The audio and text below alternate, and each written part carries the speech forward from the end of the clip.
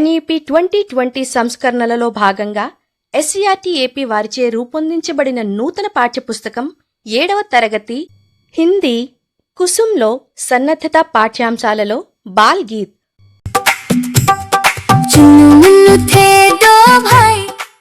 అందరం కలిసి పాడదామా?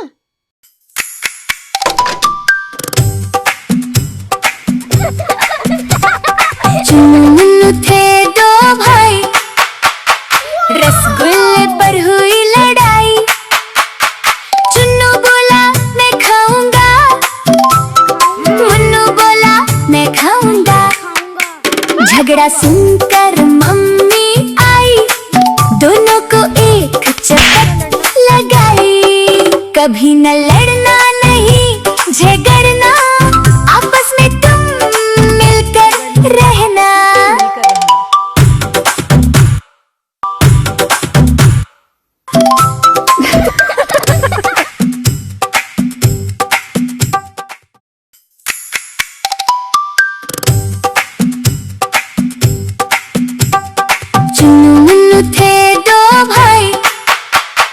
रसगुल्ले पर हुई लड़ाई, चुन्नू बोला मैं खाऊंगा, मुन्नू बोला मैं खाऊंगा. झगड़ा सुनकर मम्मी आई, दोनों को एक चपट लगाई. कभी न लड़ना नहीं झगड़ना, आपस में तुम मिलकर रहना.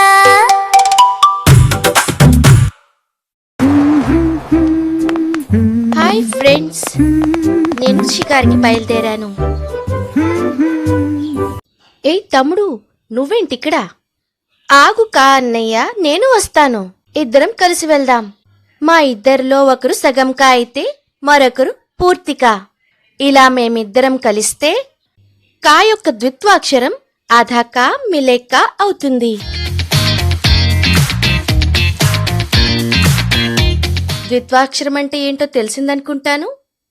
ఒక వ్యంజన్కి అదే వ్యంజన్ యొక్క ఒత్తు వచ్చి చేరితే దాన్ని ద్విత్వాక్షర్ అంటారు. ద్విత్వాక్షర శబ్దని చూద్దాం రండి. మొదటిది పక్కా, ఇందులో ఆధా కా మిలే కా ఉన్నాయి.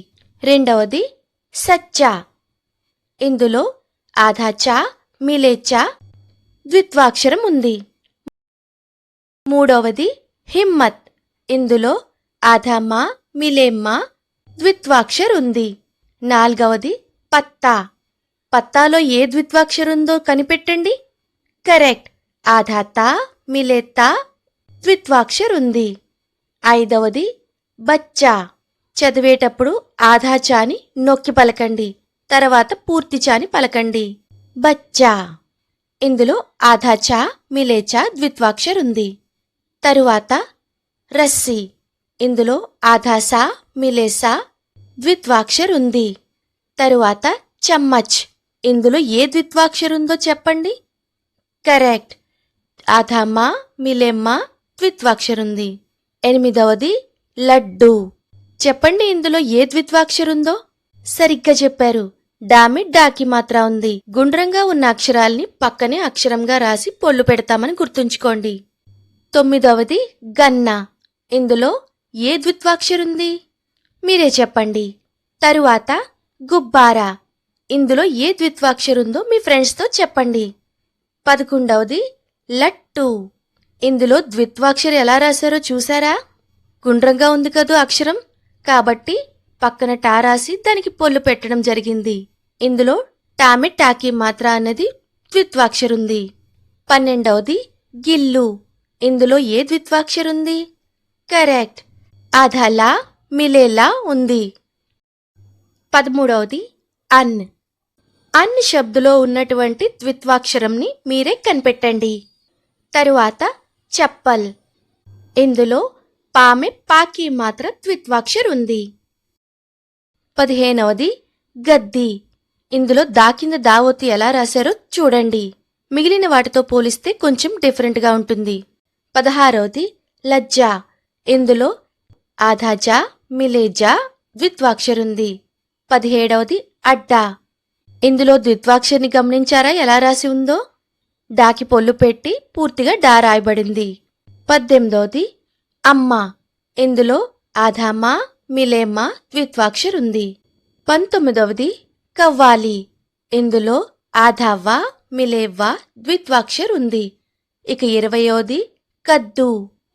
దా మీద దావొత్తుని ఎలా రాస్తున్నారో మళ్ళీ గుర్తు చేసుకున్నారు కదా. డే 5 పూర్తయింది. 7वीं कक्षा सन्नद्धता कार्यक्रम के दिन 5 की गतिविधियां सफलतापूर्वक पूर्ण हो चुकी हैं। प्रिय विद्यार्थियों, आपके उत्साह और सहभागिता के लिए धन्यवाद। अगले वीडियो में फिर मिलेंगे।